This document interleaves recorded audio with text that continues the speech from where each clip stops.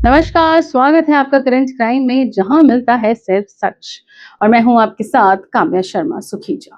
भारत के पड़ोसी देश नेपाल में बुधवार को आई अचानक बाढ़ और भूस्खलन ने भारी तबाही मचाई है। हिमालय से आई इस जल प्रलय में कम से कम 165 लोगों की मौत हो गई और 1500 से ज्यादा लोग लापता हो गए।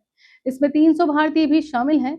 यह तबाही भोटे कोशी नदी की वजह से आई, जो तिब्बत से निकलती है और बहुत तेजी से नीचे की ओर बहती हुई अपने साथ बर्फ, चट्टानें, कीचड़ और मलबा बहा ले आई। इस बीच भारत ने विपदा के इस समय में नेपाल की ओर मदद का हाथ बढ़ाया है। गुरुवार को दवाई, खाने का सामान और जरूरत की वस्तुओं को लेकर एक विमान गाजियाबाद के हिंडन एयरपोर्ट से नेपाल गया। भारत ने हर तरह से मदद का भरोसा दिलाया है। प्रधानमंत्री नरेंद्र मोदी ने नेपाल के प्रधानमंत्री बालेंद्र शाह से फोन पर बात की। बाढ़ के बाद की स्थिति तबाही की बहावे तस्वीर पेश करती है। ऐसा लगता है जैसे गांव के गांव मिट गए हों, सड़कें गायब हो गई हों और बस्तियों के बड़े बड़े हिस्से प्रकृति के इस प्रकोप में बह गए हों। रसुआ से महज 50 किलोमीटर और लगभग 2 घंटे की ड्राइव की दूरी पर स्थित नोवाकोट पर भी बाढ़ की जानलेवा मार पड़ी है। ऐसा लगता है कि नदी ने अपना रास्ता बदल लिया है। उसने अपने रास्ते में बसी बस्तियों को हटा दिया और पूरे इलाके में कीचड़ और मलबे का अंबार लगा दिया है। बाढ़ चीन नेपाल बॉर्डर वाले इलाके से गुजरी और अपने रास्ते में आने वाली लगभग हर चीज को तबाह कर दिया। इसने गाड़ियों को बहा दिया, सड़कों को तोड़ दिया। रसुआ और उसके आसपास के इलाकों में तबाही मचाने वाला मलबा, बर्फ, चट्टान और कीचड़ का एक खतरनाक मिश्रण था, जो तेजी से बहुत हुए भोटे काशी की नदी में जा गिरा और उसे तबाही की एक प्रचंड धारा में बदल दिया। इस आपदा का पैमाना हिंदू कुश हिमालय के सामने मौजूद एक बड़े और बढ़ते खतरे को भी उजागर करता है। International centre for integrate monitoring development के अनुसार इस पूरे इलाके में बाढ़, भूस्खलन, हिमस्खलन और सूखे की घटनाएं ज्यादा बार और ज्यादा गंभीर होती जा रही हैं, जबकि पानी, जमीन और हवा में तेजी से हो रहे बदलाव लाखों लोगों के लिए एक बड़ा खतरा पैदा कर रहे हैं। अचानक आई फ्लैश फ्लड के कारण पानी, गाड़ और बड़े पत्थरों का एक जबरदस्त बहाव भोटे, कोशी और त्रिशूली नदी प्राणियों से होकर गुजरा। नदी के बहाव की दिशा में आगे पड़ने वाले गलची इलाके में खबर है कि सिर्फ 30 मिनट में नदी का जलस्तर 9 मीटर यानी लगभग 30 फीट तक बढ़ गया।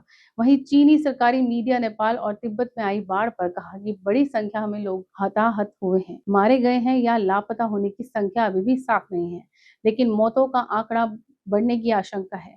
वहीं यह सवाल उठ रहा है कि क्या बाढ़ से पहले भूकंप आया था?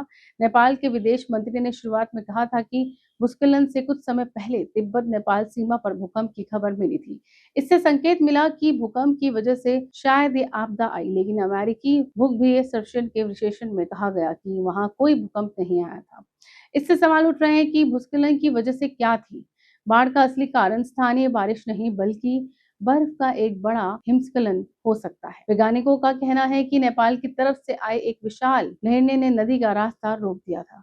इसके कारण ऊपरी हिस्से में बड़ी मात्रा में पानी जमा हो गया और जब यह प्राकृतिक बांध अचानक टूटा तो नीचे की ओर विनाशकारी सैलाब आ गया। इसके साथ ही ग्लेशियर झील के फटने की आशंका भी जताई जा रही है। भारतीय वैज्ञानिकों के अनुसार यह आपदा तिब्बत के ऊंचे पहाड़ों में शुरू हो गई थी। शुरुआती अनुमान बताते हैं कि 409 तीव्रता के भूकंप के कारण सर्क ग्लेशियर नाम के ग्लेशियर का एक हिस्सा ढह गया होगा। ये ढहने से बर्फ और चट्टानों का एक विशाल हिमस्खलन हुआ और पहाड़ की खिड़की खड़ी घाटी में तेजी से नीचे की ओर बढ़ा। माना जाता है कि इस हिमस्खलन ने कुछ समय के लिए नदी के बहाव को रोक दिया था।